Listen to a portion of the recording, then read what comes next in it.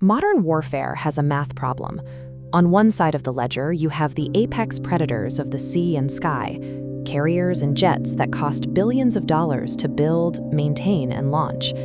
For decades, the US military operated on a specific logic: build the most highly advanced, exquisite platforms on Earth. The catch is that planning, approving, and constructing those marvels takes 20 to 30 years. On the other side of the ledger, adversaries are skipping that wait time entirely.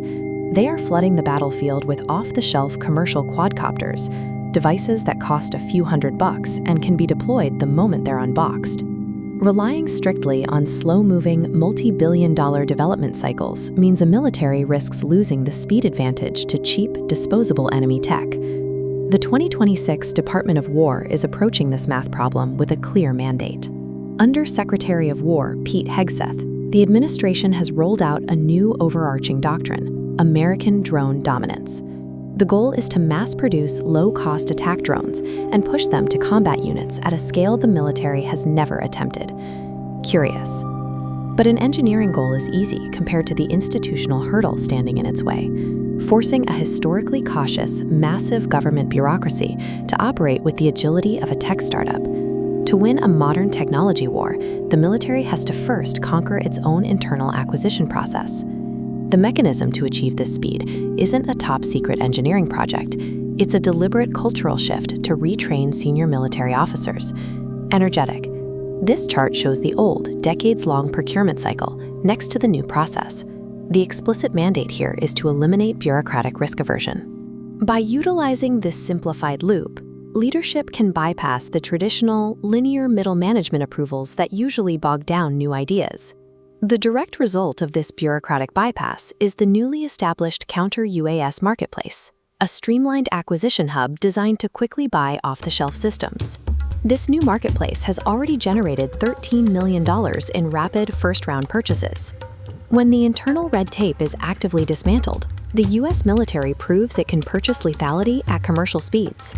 Simultaneously, the Department of War is bolstering the domestic US drone manufacturing base, ensuring this new high-speed supply chain remains secure and onshore.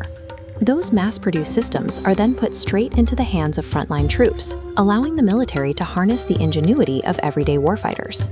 We are seeing this bottom-up testing model in action right now. Oregon engineers are currently field testing new drone breach capabilities. These immediate frontline tests are advancing integrated unmanned operations with NATO partners, as seen during the recent BALTOPS 2026 exercises.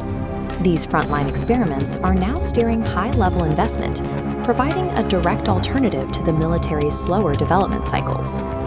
The operational reality is that combat units are no longer waiting for systems to arrive. They are integrating low-cost drones into their daily missions today.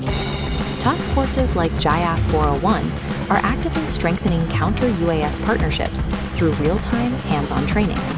This localized speed and integration ties directly into the broader administration philosophy of delivering peace through strength. Fixing the fundamental business operations and changing the institutional culture at the Pentagon is building the nation's new arsenal of freedom. American drone dominance requires the reinvention of the military's institutional mind, not just the machines themselves. The military is no longer restricted to a single, decades-long pace for every piece of hardware it deploys. The new measure of military might is calculated by the speed of acquisition and the sheer volume of deployment. The Department of War has taken its own sluggish bureaucracy and turned it into a tactical advantage. When the Department of War removes its own internal friction, it turns the procurement process into a strategic advantage on the modern battlefield.